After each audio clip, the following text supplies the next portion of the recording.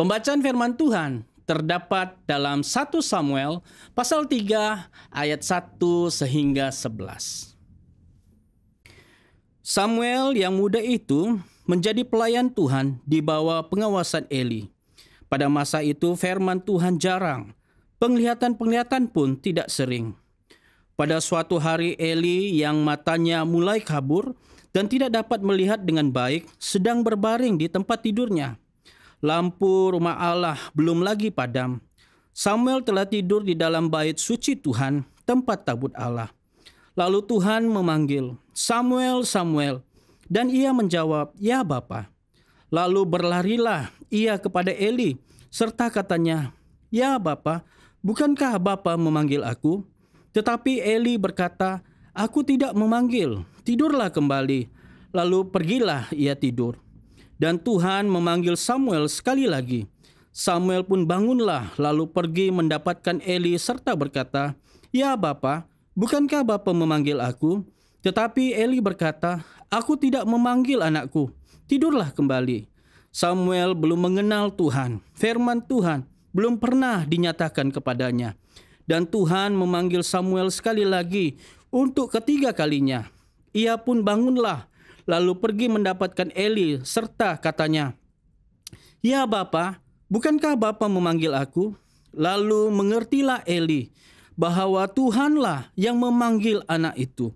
Sebab itu berkatalah Eli kepada Samuel, "Pergilah tidur, dan apabila ia memanggil engkau, katakanlah, berbicaralah Tuhan, sebab hambamu ini mendengar."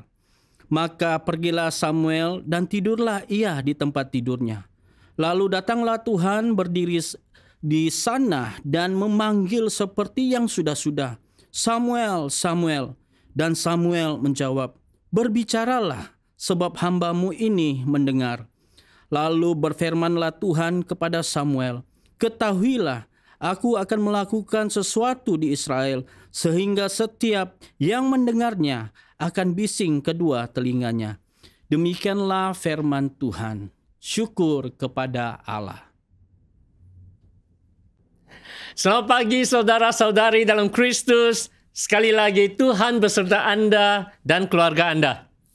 Saya percaya kita semua telah pun diberkati oleh siri khotbah vocation dalam 2 minggu yang lalu ini, di mana kita telah mempelajari mengenai panggilan Tuhan ya secara umum dan juga secara khusus ya bagi hidup kita.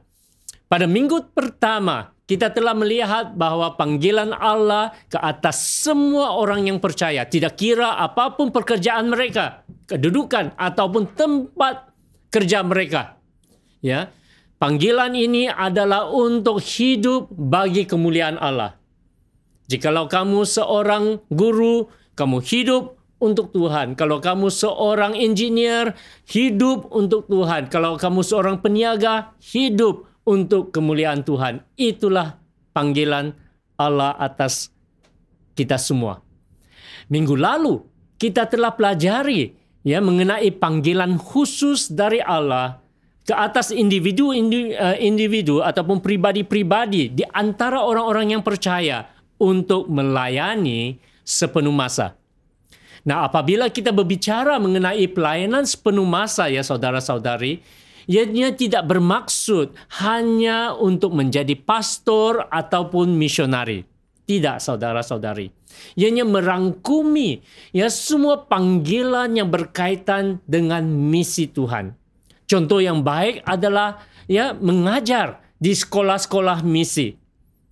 Demikianlah cara ya ataupun ya itu adalah cara di mana para misionari dulu kala ya datang melayani pada mulanya di sekolah St. Patrick.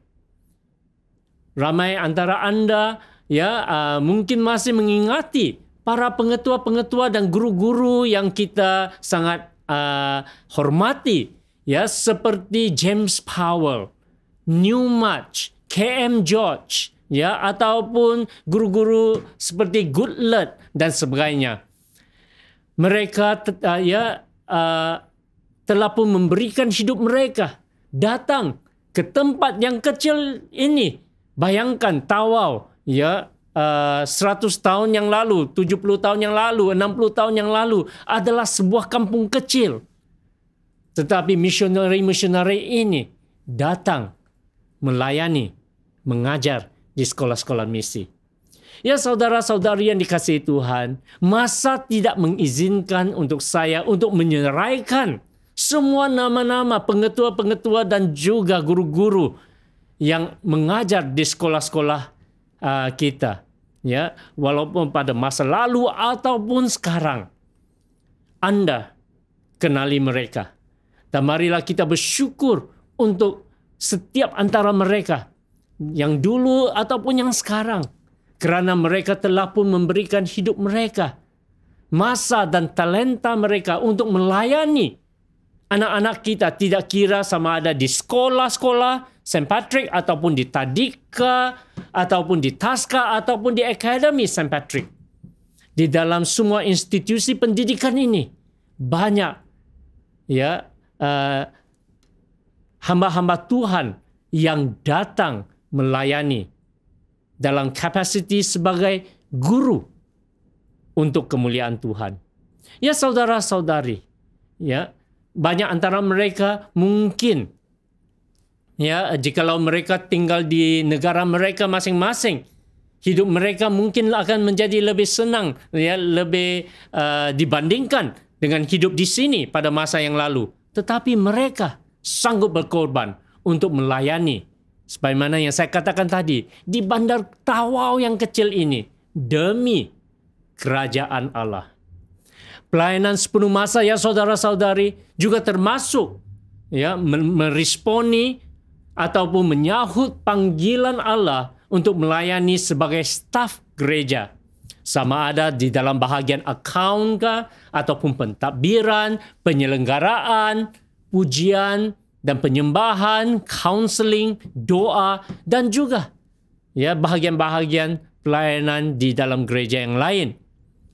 Apa yang saya ingin tekankan di sini, ya saudara-saudari, adalah ini. Pelayanan sepenuh masa bukan hanya bermaksud melayani sebagai pastor ataupun misionari sahaja, tetapi juga merangkumi semua pekerjaan atau pelayanan yang berkaitan dengan misi ataupun gereja. Ya, dan ini adalah kefahaman, ya, yang luas mengenai pelayanan sepenuh masa. Jadi minggu ini topik yang kita kita adalah untuk memahami ataupun meresponi panggilan Allah di dalam kehidupan kita. Topik minggu ini menjawab salah satu soalan lazim ataupun frequently asked question, FAQ, ya. Bagaimana saya tahu jika Allah memanggil saya untuk melayani Dia sepenuh masa, ya, untuk menjadi pelayan sepenuh masa. Petikan yang dibaca sebentar tadi, ya saudara-saudari, berbicara mengenai Allah memanggil Samuel untuk menjadi Nabi Allah.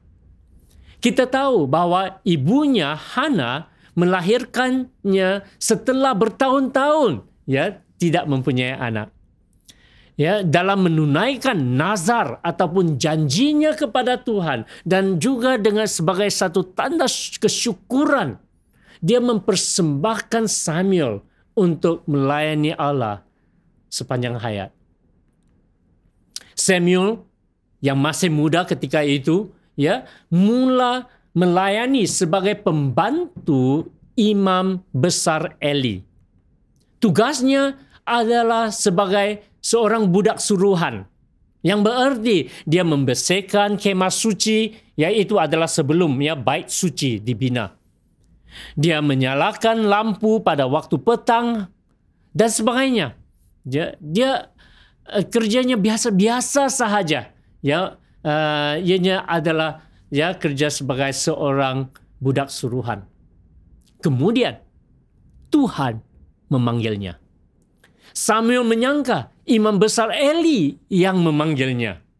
Setelah, ya, kali ketiga namanya dipanggil, Eli menyadari bahwa Tuhanlah yang memanggil Samuel.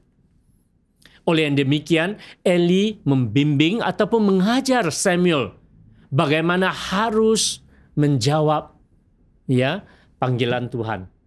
Ketika Tuhan memanggil Samuel untuk kali keempatnya, Samuel menyahut ataupun menjawab. Di dalam 1 Samuel pasal yang ketiga, ayat yang ke-10 berkata demikian. Lalu datanglah Tuhan berdiri di sana dan memanggil seperti yang sudah-sudah. Samuel, Samuel. Dan Samuel menjawab, berbicaralah ya Tuhan, sebab hamba-Mu ini mendengar. Berbicaralah, sebab hamba-Mu ini mendengar.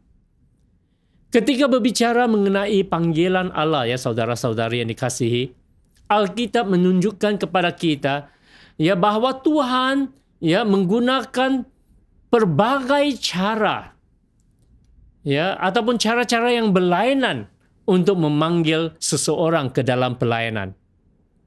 Saya ingin mengongsikan beberapa contoh untuk kefahaman kita. Yang pertama, cara Allah memanggil sesetengah orang ataupun sesetengah individu adalah melalui lawatan luar biasa. Dalam bahasa Inggrisnya, a supernatural visitation. Ini adalah cara di mana Tuhan, sama ada Tuhan sendiri muncul di depan pribadi itu, ataupun Tuhan mengutus malaikat-malaikatnya. Seperti petikan yang kita baca mengenai Samuel, kita tahu dan kita diberitahu daripada firman Tuhan bahwa Tuhan sendiri datang dan memanggil Samuel. Demikian juga dengan Musa, Nabi Musa.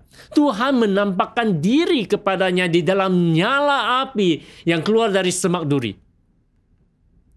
Maria pula dilawat oleh malaikat Gabriel yang diutus Tuhan.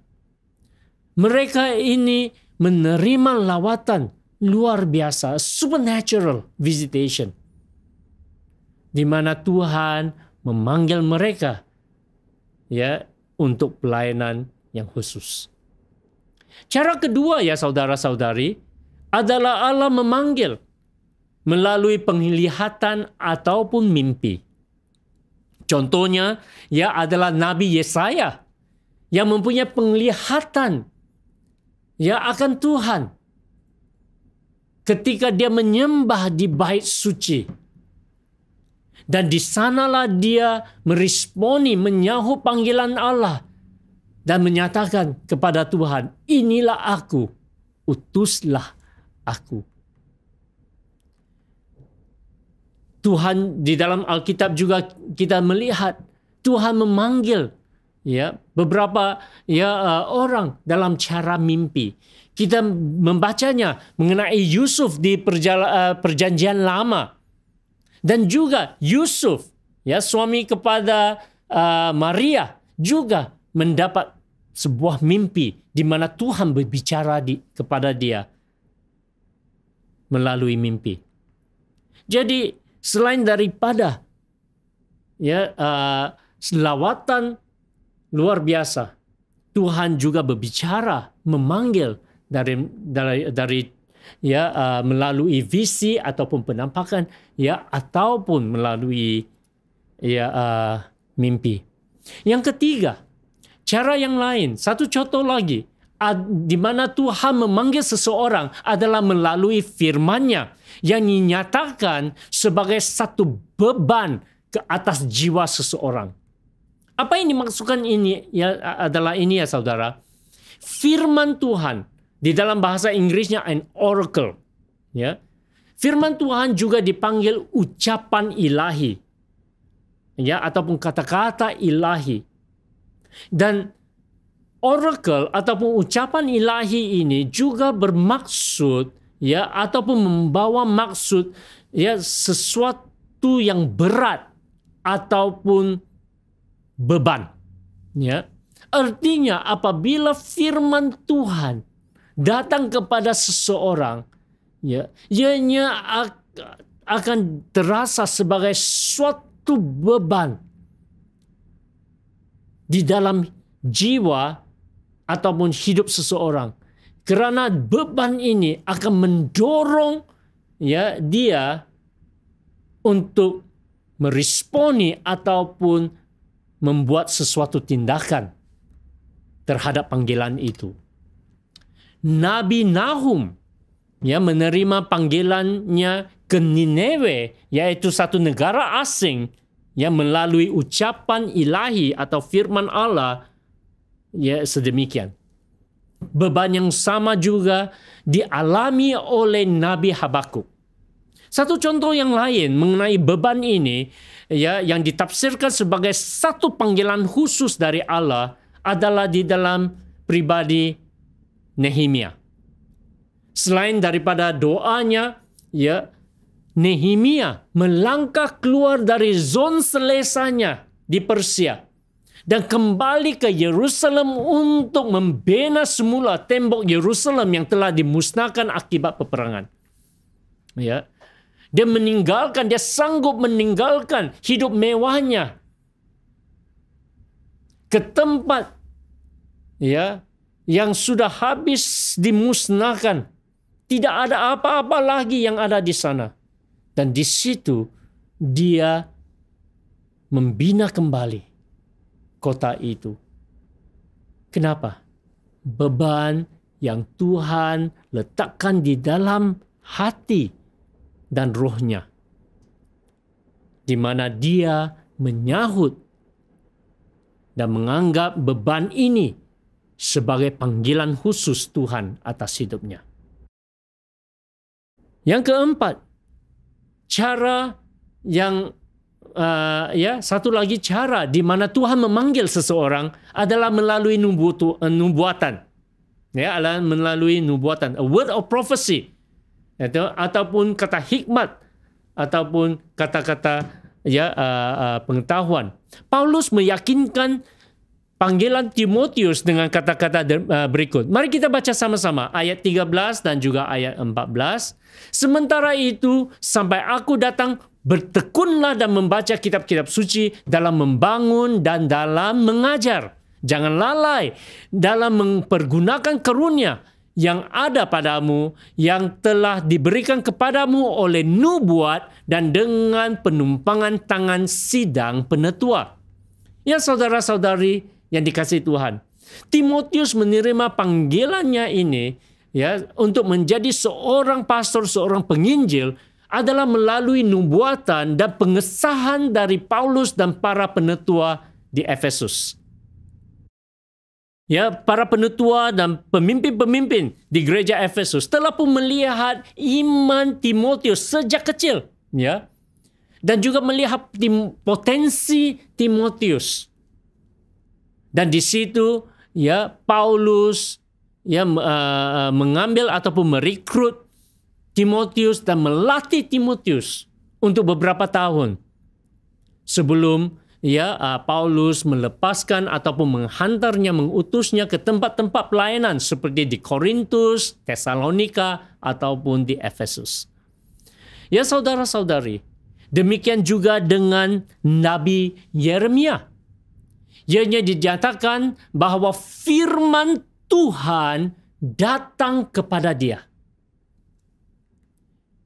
Ianya boleh ditafsirkan sama ada nubuatan yang diberikan kepadanya ataupun suara hati.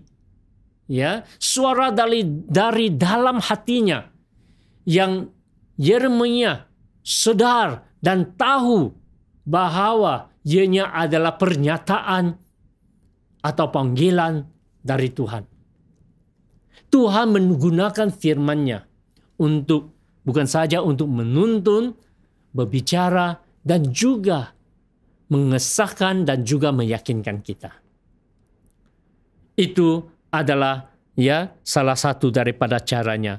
Dan cara yang kelima yang kita boleh tahu dan kita pelajari adalah melalui petunjuk ataupun suatu pilihan. Ini yang lagi luar biasa. Mari kita membaca di dalam 1 Raja-Raja pasal 19, ayat 19 dan ayat ke-20.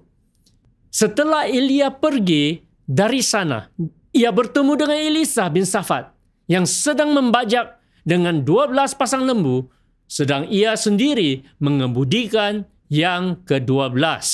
Ketika Elia lalu dari dekatnya, ia melemparkan jubahnya kepadanya. Lalu Elisa meninggalkan lembu-lembu itu dan berlari mengikuti Elia. Ya.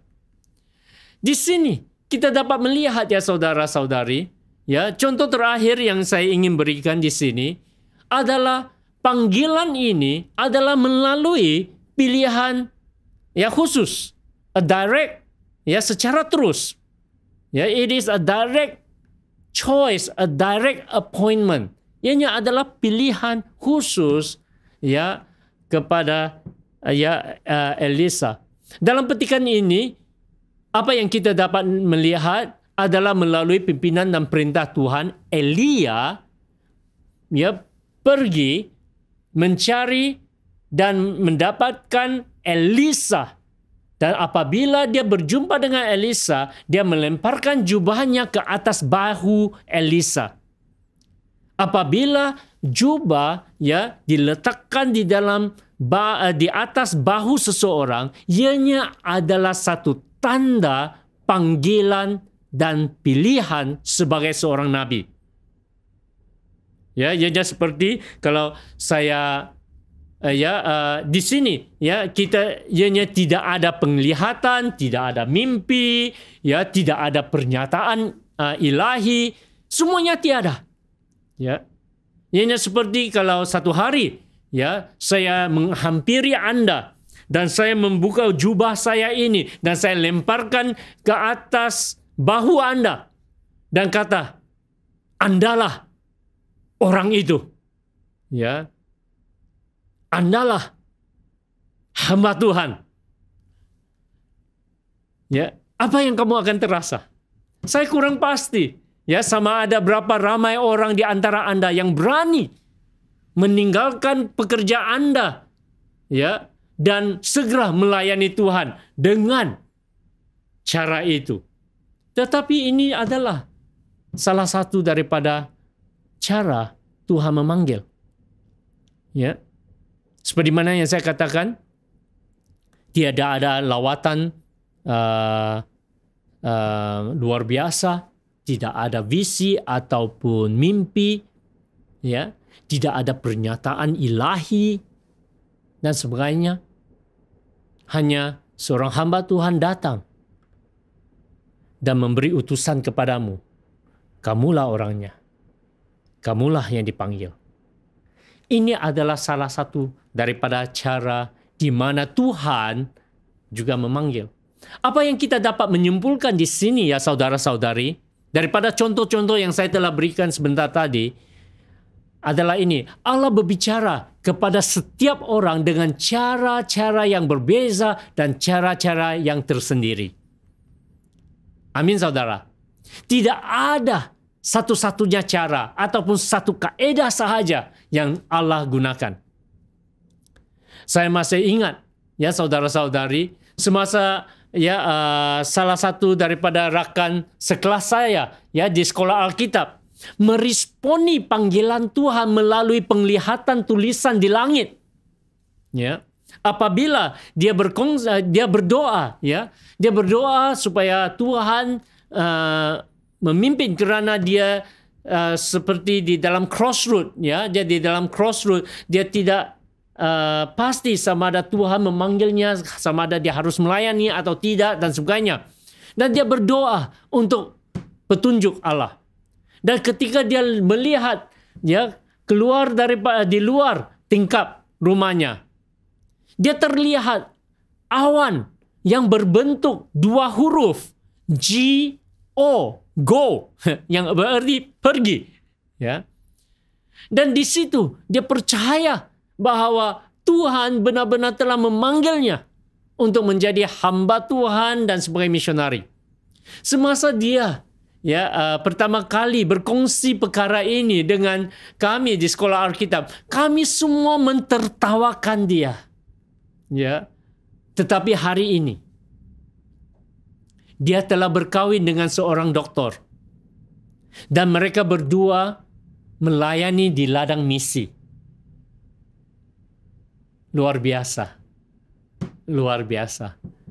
Tuhan bekerja secara luar biasa.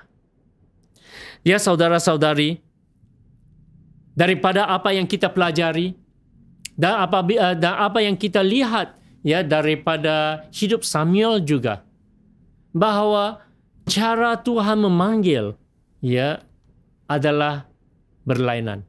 Dan oleh itu tidak heranlah setiap orang yang terasa panggilan Tuhan ya ragu-ragu atau kurang jelas dan memerlukan bimbingan.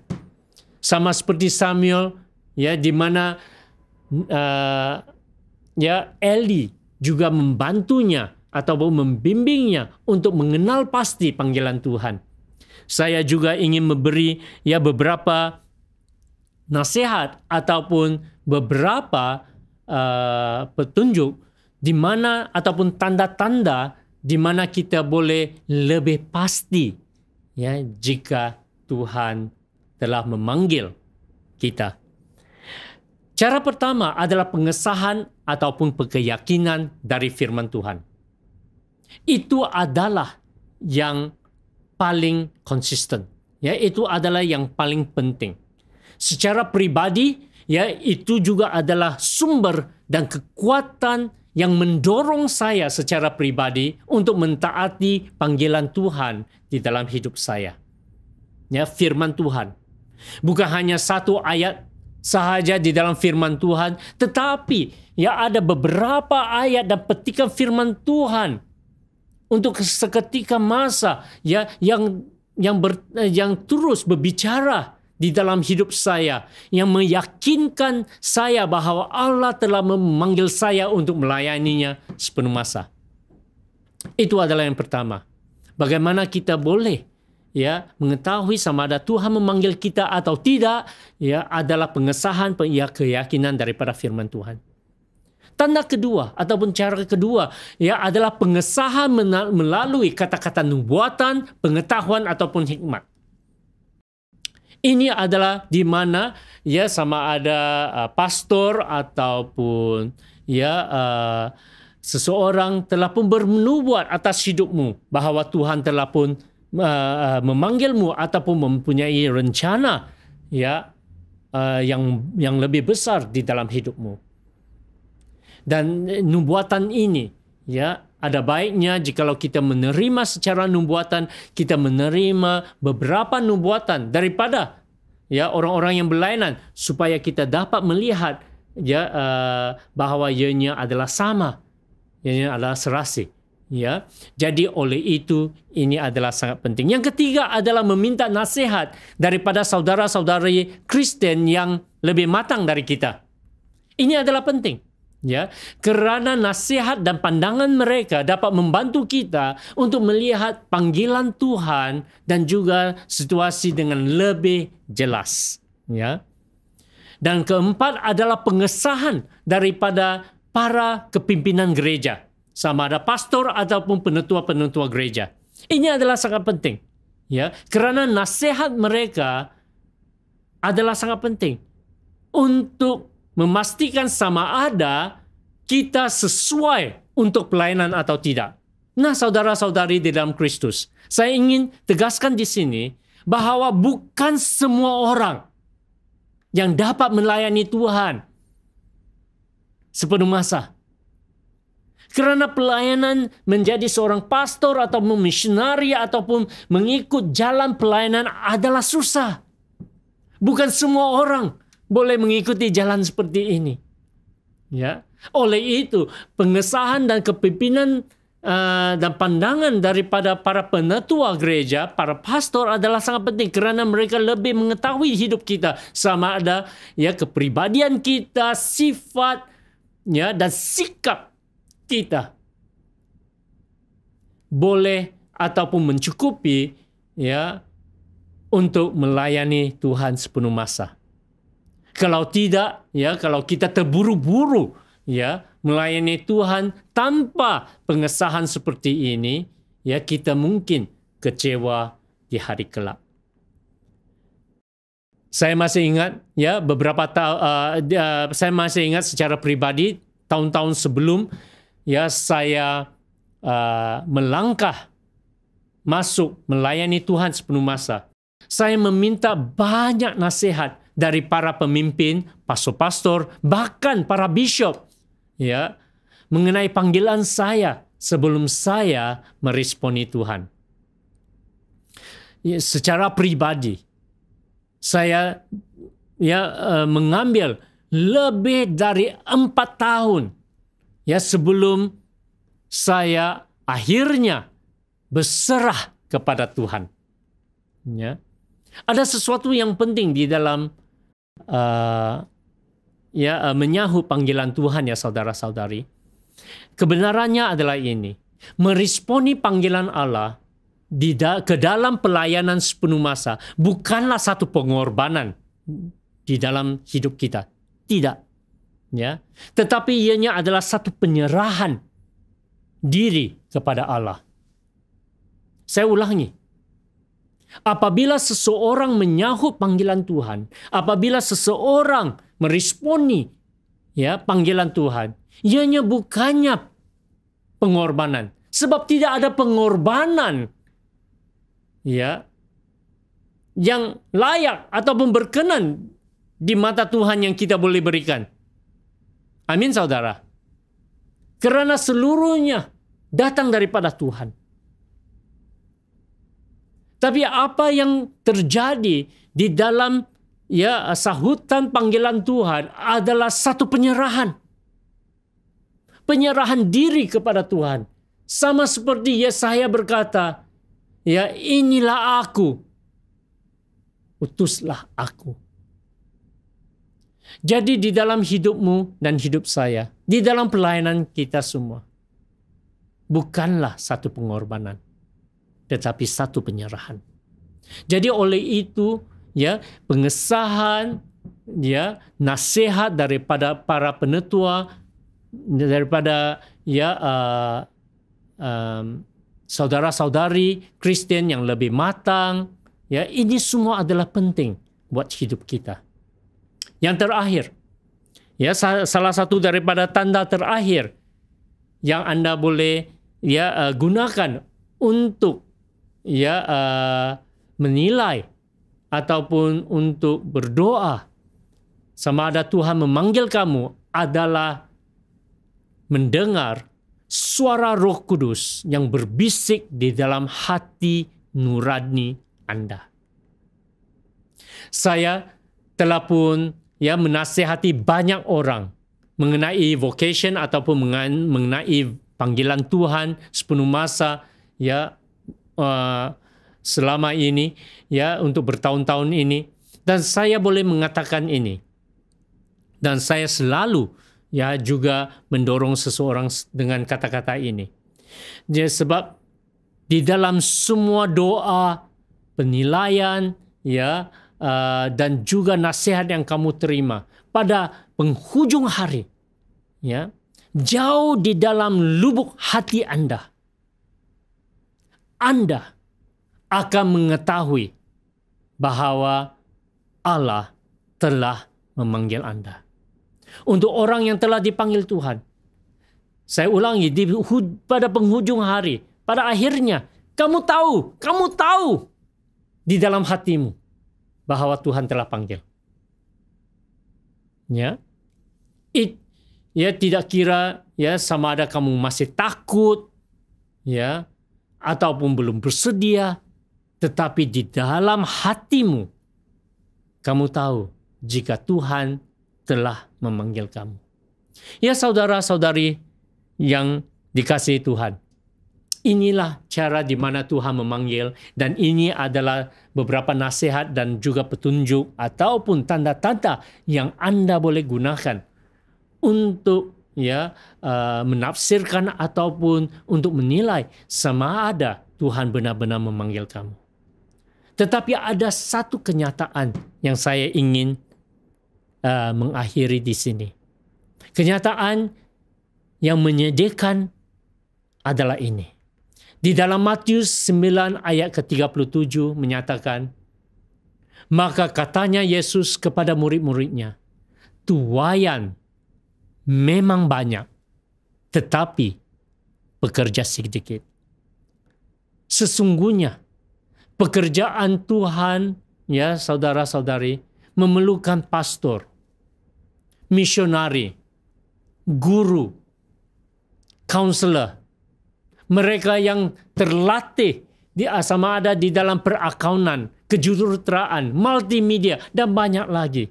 Ini adalah ya saudara-saudari, orang-orang individu yang Tuhan ya inginkan dan Tuhan memanggil untuk ladangnya. Ya, sama ada di gereja ataupun di pelayanan misi. Sanggupkah Anda berdoa? Sanggupkah Anda juga menjawab doa yang Anda doakan demi keperluan ladang Tuhan? Sanggupkah Anda meresponi panggilan Tuhan? Sanggupkah Anda mendengar suara Tuhan yang berkata, siapakah yang akan kuutus? Dan siapakah yang mau pergi untuk aku? Nah saudara-saudari, dengar sekali lagi panggilan Allah. Siapakah yang akan aku utus? Siapakah yang mau pergi untuk aku? Nah, saudara, soalan ini, adakah ini satu panggilan khusus hanya untuk Yesaya? Ataupun adakah ini panggilan umum untuk semua orang percaya yang mendengarkannya? Saya tanya lagi, soalan ini, siapakah yang akan aku utus? Adakah ini ya satu panggilan khusus buat Yesaya secara pribadi? Ataupun ianya adalah panggilan khusus untuk kita semua yang mendengarnya? Ya saudara, bila kita melihat ayat ini, ianya adalah satu panggilan buat semua orang yang percaya. Ya, ianya adalah panggilan umum. Dan ianya juga adalah panggilan khusus buat mereka yang telah menerima ataupun menyahut panggilan ini. Ini berarti ianya adalah panggilan khusus buat pribadi mereka. Ianya seperti ya mata wang siling ya yang mempunyai dua bahagian. Yang bahagian yang satu menyatakan ya siapakah yang aku utus? Ya, siapakah yang akan kuutus? Dan bahagian yang seterusnya ya adalah untuk mereka yang telah menyahut, meresponi panggilan itu, menyatakan ini aku, utuslah aku. Ini aku, utuslah aku. Saudara-saudari yang dikasihi Tuhan, ketika kita ya sebentar nanti kita akan menyanyi, meresponi firman Tuhan yang baru saja kita dengar. Saya berdoa agar Anda juga akan membuka hati dan telinga Anda untuk mendengar sama ada Tuhan telah memanggil Anda untuk pelayanannya. Ya.